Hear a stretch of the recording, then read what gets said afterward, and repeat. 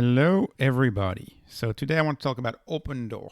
So Opendoor is a tiny position for me. It's under 1% of a portfolio. That's really the position where I have more risk, where I take more risk, and that's okay sometimes to take a little risk. It's under 1% not because I don't believe in the company. In fact, I really strongly believe in that company. No, it's under 1% because I believe this company can have an explosive upside. If we get back to a regular market environment, this stock, in my view, could do a 10x, could do a tenfold, and then that would be a too big portion of my portfolio, in my view. So I've made a dozen plus videos on the channel about Opendoor. Actually, I started this channel talking about Opendoor maybe every over two weeks or something like that. I started early. I've used their product. I'm very pro the product. I think the product of Opendoor is stunning. I've used it twice. I bought with them and I sold with them. And I've also used the competition, the alternative, which is the traditional way, the realtor, using a realtor. And I can tell you that when I used Opendoor, to me, it was like the first time I used an iPhone, or the first time I went into a Tesla, or the first time I came to the USA. It's like that strong. Like, first time I came here, I was like, I have to live in the US. Sorry. Well, the same thing. I said, the first time you try a Tesla or an iPhone, there's something going on, right? It makes you feel a certain way. And Opendoor was so seamless. The experience was so good. And, I know that if you've used Opendoor, I know you'll feel the same way as me. Right? If you haven't used Opendoor, trust me, it is that good. It's like very few products I would just go out and buy after trying it. But the product was stunning. I had a stunning experience with them. I'm very bullish. You can see. Make sure you adjust my views on Opendoor. Make sure you adjust those, because I'm very, very bullish. You may not be as bullish, right? But I realize that I'm contrarian, and I realize that it's a contrarian play. But let me go to the stock chart, right? Let me ask this question. When the Fed pivots, because the Fed will inevitably pivot, do we really think this stock, this company, who has a purchasing power in place, who has a whole system in place to have access to the US real estate market and to just go ahead and buy it aggressively, do we really think this stock is going to trade at $1 billion market cap and at $1.70? Right? This stock has been left for dead for, well, it's going to be close to a year and a half, right? Close to a year and a half that this stock has been, quote unquote, dead. Do we really think when the Fed pivots, that's going to happen? And this has become a Fed play, which is so annoying. I am so annoyed of talking every day about the Fed. I'm very annoyed about that. That's just the way it is. It's when Opendoor became public, when I bought Opendoor, when a lot of people bought Opendoors, just like when a lot of people bought, say, homes, or a lot of companies, say, invested in the future, hired, 10,000 people because they believed in the future, or a lot of banks, insurance companies, right? When they started buying long-term treasuries, right? This was all decisions that were made from the news of the time. It's like we had Jay Powell saying we're not even thinking about raising interest rates, right? The Fed here, the Financial Review saying the Fed funds would remain at an effective lower bound for at least another 5 years. Like, most of these decisions were made thinking rates would not go up for at least the end of 2024. So, and you know what? Had we been in this environment, Opendoor would likely have not gone public. And half the SPACs we have today would likely have not gone public. They would just be silent on their own and wouldn't be talking about them. So I made the mistake. We made the mistake. A lot of us, I believe, made the mistake of trusting the Fed, and it's mostly a mistake due to the fact that it's been how long? It's been 15 years since the last time this wave of rate hike has happened. It's been 50. Well, it's never been that bad, but it's been a 15-year thing, right? 15 years ago, I actually was not investing 15 years ago, right? So a lot of people made those mistakes, right? So we made a mistake to trust the Fed. That's a mistake that I don't think any bank will make again. That's a mistake I don't think insurance companies are making right now. I don't think anybody is making that mistake right now of trusting the Fed. The trust is over. There is no trust. which is why when we hear Powell at the last meeting say, oh, we're not going to drop rates by, the end of 2024, we can't put any credence to that. It's not possible. It's not possible.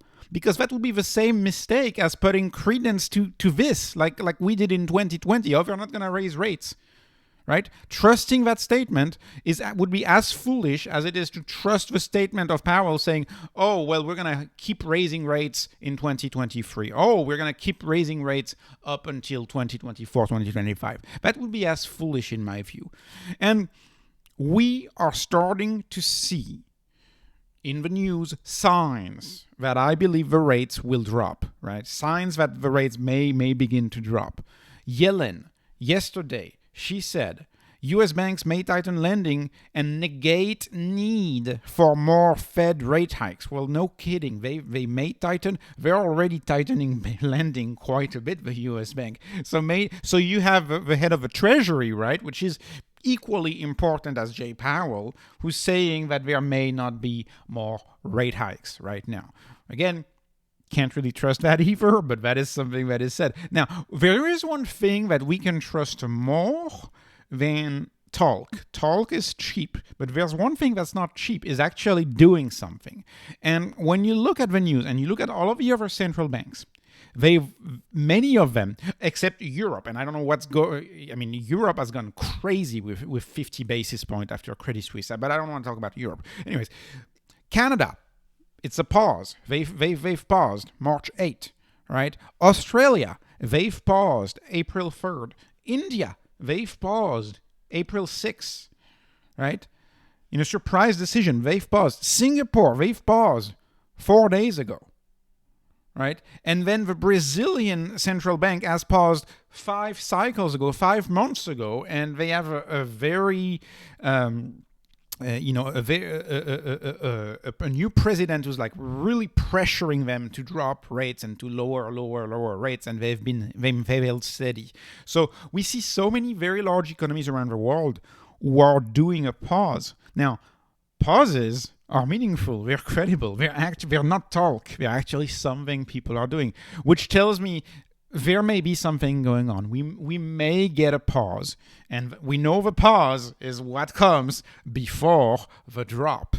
And when there is a pause, the markets are going to start anticipating the drop. They're going to start that narrative that interest rates, that pause may also mean a drop is coming. And markets are forward-looking, right? They trade what? 6 months, 9 months out, 9 months before the event. So the market are going to begin to smell the drops, is what I believe, and what I believe will happen here. So anyways, and we've had a form of QE, and I know there's like a debate on Twitter as to whether this is really QE or not. I don't mind not calling it QE. Let's call it monetary printing. There is new money in the system that is being injected. That is the balance sheet. You can see they had a very, very knee-jerk printing going on after Silicon Valley Bank. Tremendous amount of money. It's more than $400 billion right there, right? And it's stabilized a little bit, because remember, the conditions are still very tight, so it's stabilized a little bit. But the print from late March, we still need another 6 months. We still need another 6 months of drop to get back to where we were in early March. So this is, again, yet another sign that they in my view, are not going to take the risk, and they're not going to keep raising rates because more shoes are going to drop. Let me move on to another very important aspect, to real estate this time. Real estate specific. Mortgage costs are showing signs of decrease, and it's tough to study mortgage costs on a national basis, or national average level, because banks change from region to region. People provide in some regions and not in others. But when you look at the average, according to Bankrate, the national average is a 6.8. And this is as of yesterday, and the bank rate, the best offer you can get right now is a 5.8. 6.8. So it's a 6.8 national average. And then, of course, it depends on your file, on your credit score, how much money you put down. That's what will dictate how much of a rate you get. But it's very important, in my view, that we get a 6 handle, because one issue that drove much of a narrative in January, December, February was that the rates were above 7%. And when the rates are above 7%, it creates a shock, a psychological shock among buyers. A major psychological shock among buyers that it creates, right? So that's a 7%. But 6.9% does not trigger that shock. And that is really weird, but when you do research on this, you realize that this is actually pretty normal. You know, we're creatures of shortcuts, and when you have a rate that's 7%, you're going to be very optimistic, very negative, and very pessimistic about the market, and you're less likely to go buy a house because you're going to be scared about that 7 handle. But when you have a 6.9% in your brain, all you're going to register is a 6, and people tend to remember the first digit. The first digit is so important. We saw this in early 2021 when people were getting 2.75, 2.85, 2.95, right? All they remembered is the 2. They had a 2% mortgage. The same is true for this. A 6.9 or a 6.8 in this case is way better than a 7.1 or a 7. That's the oldest one. That's one of the oldest marketing tricks. We in economics, one of the assumptions is oftentimes that there's rational actors, and we know there's no rational actors in economics. We're not rational actors. That's why, when a product is priced at 98, people are likely to buy it. 101, you see a huge drop in people buying the product. So that's another very, very positive aspect in my view. And so what do we think is going to happen when the Fed pivots? Well, when the Fed pivots, the Case-Shiller index will resume its rise because we have only 84 million-ish single-family homes in the United States, and we can't possibly print more than 1% of new homes every year, which is not the case of the US dollar. The US dollar can be printed, I estimate it's going to be about 15% a year for the foreseeable future. So really, when you compare the charts, and this is just the tail end of a chart in the Case-Shiller, but I've done videos about this, clearly the price of real estate tends to follow the monetary supply, and you see much of the trend that you can see right here in the Case-Shiller index can be traced to that curve. It is a very similar curve because it's all about the money supply, right? The more the money supply goes up, the more the value of homes goes up. That is the most uncanny relationship that you can see in the market right now. And so what do I believe when the Fed pivots? I believe that Opendoor will be best placed to take advantage of that rise. And they are rolling out the Zillow Partnership. I don't know if you live in any of these states. I do. I live in Texas. And with Zillow, you can clearly very easily see how much Opendoor would offer to your house live or almost live. You just have to do a little click. Almost live, you can see. And I checked for my home, and Opendoor is giving me an offer right now for my home that's 20% lower, right? 20% than what the Z estimate is. That's what Opendoor is giving you, 20% lower. And I'm like, wow. I can see that we have a CFO as a CEO, because if you remember my early days video about Opendoor, you don't want this behavior over the long run. When you're trying to build a company over the long run, the last thing you want is to act like a shark, to act like a home flipper, because that's not how you create a faithful customer that's going to come back. But crisis times lead to extraordinary measures, and I believe this is why there's such extraordinary measures. If you listen to the call, they're not pushing first party. They really don't want anybody to take it. So only people who are desperate essentially would be taking these offers, which is what home flippers have always done. I believe it's the wrong way to build a business for the long run. If you build a business for the long run, you have to be fair. But that's okay. That's the current situation. Opendoor is in a trying to save the company company mode, if that makes any sense. So they're going to be in a great position to buy these homes, I believe, when the market turn. And when the market turn, not only will they be in position to buy homes, but they will also have a portfolio of home that they have available for sale that will benefit from that positive home price appreciation. Also, we're still turning over with distressed assets from Q2, and I believe they're close to being done selling them all. Right? Give it 1 or 2 more quarters, and they'll be good. They'll be good. That's what they said on the last call. They are laser focused on selling their more quote unquote distressed assets. Which again, the stock, it's a negative, but the stock price is way overly punished next to that negative, in my view, way overly punished. And another sign that we have a CFO as a CEO is they're doing a form of buyback. If you follow MicroStrategy, this is MicroStrategy did with its Bitcoin bond. They did the same thing because companies are so distressed right now in this post-SPAC world, and everybody's selling off. Well, the Opendoor notes, their bonds, right? Their notes that they have, the money they borrowed in the past. These bonds are trading at a 46.5% discount. It's a major discount. And so they're taking some of that cash that they have to buy back those notes. And buying back that note at a 46% discount is just absolutely amazing. That's an $86.5 million savings.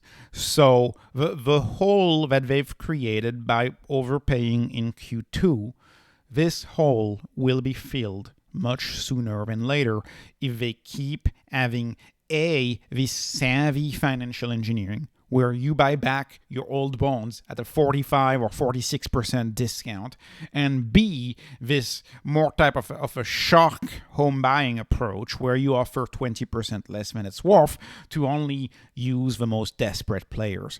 I believe this financialization of the company, this company being managed by a financial CEO, someone more prone to engineering or financial matters, is what the company needs right now.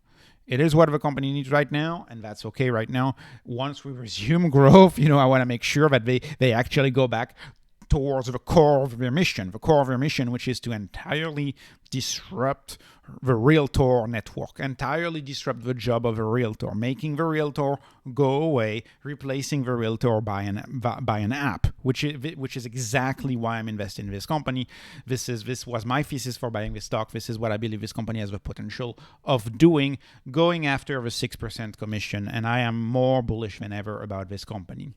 Lastly, let me conclude. If you haven't seen some of the more recent videos that I made on Opendoor, one of your wonders maybe, is this company going bankrupt? I've made a full video about that, whether this company is going bankrupt or not, and I believe all of the contents in there are still applicable. And also, I've made a full video about the upside and the risk asymmetry upside, and based on Carrie Wheeler's outlook, not an outlook, as because she didn't call it an outlook, but based on the call, you can calculate that this company just has a tremendous upside potential. So this is it for this video. Thank you so much for watching. Appreciate your subscribes, appreciate your likes. Have a wonderful day. Thank you.